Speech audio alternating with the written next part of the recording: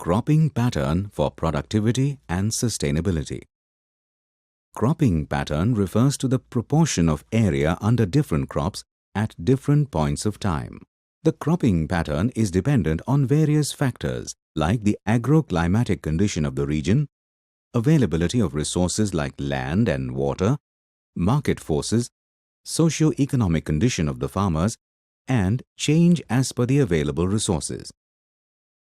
This video will cover the factors affecting the cropping pattern in India, their benefits, and the suggested crops. Crop rotation. Crop rotation is a systematic approach in which different crops are cultivated in a sequence that varies from year to year, as well as from season to season within a year.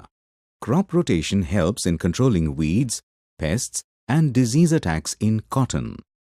It helps in improving soil health, maintains humus balance, feeds soil biota, and increases yield.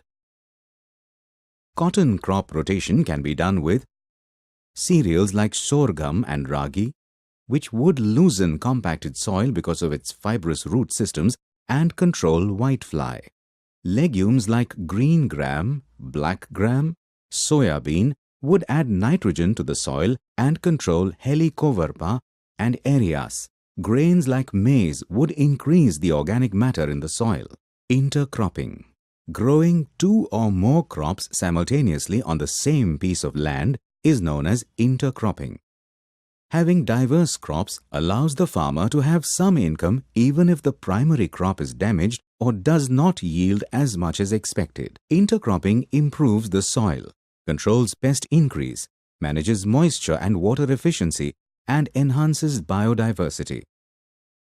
Intercropping reduces soil runoff and prevents the growth of weeds.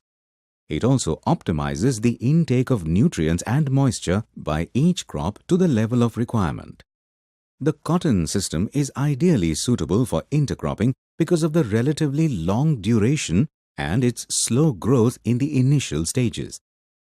The objective of intercropping is to obtain a maximum yield of cotton crop along with additional returns from intercrops. The common practice of cotton cultivation is inter or mixed cropping with pulses or legumes. However, the monetary advantage of pulses intercropping is comparatively less. Intercropping of high-value vegetable crops is one of the viable options to overcome this. While considering the inconsistency in performance and price fluctuation of vegetable crops, intercropping of multi-vegetables with different growth habits should be aimed for. Intercropping for cotton can be done with these crops. Higher seed cotton yield can be achieved with the intercropping of radish and beetroot and coriander between the cotton rows. Periodic harvest of intercrops, coriander 30 days after sowing or DAS, radish 45 DAS and beetroot 75 DAS leads to less competition within the component crops. Intercropping with radish and cluster bean and beetroot also provides high seed cotton yield. Intercropping can also be done with cotton and soya bean, cotton and groundnut, and cotton and pulses, that is green gram or black gram. Trap crops. A trap crop is planted in the field to attract pests away from the main crop to reduce damage by pests.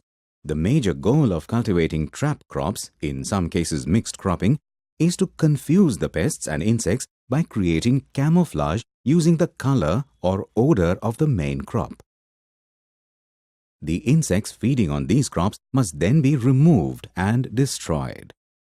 Planting trap crops helps in lessening the use of pesticide, lowering the pesticide cost, and preserving the indigenous natural enemies. Use trap crops like marigold, castor, pigeon pea, jawar, maize, lucerne, alfalfa, and mirid bug. Brown manuring. Brown manuring is a technique of growing sesbania or sun hemp or any other green manure crop in standing cotton and kill them with the help of herbicide for the purpose of manuring. As per this method, the post-emergence herbicide desiccates the green biomass and is left as a brown crop residue. Benefits of brown manuring.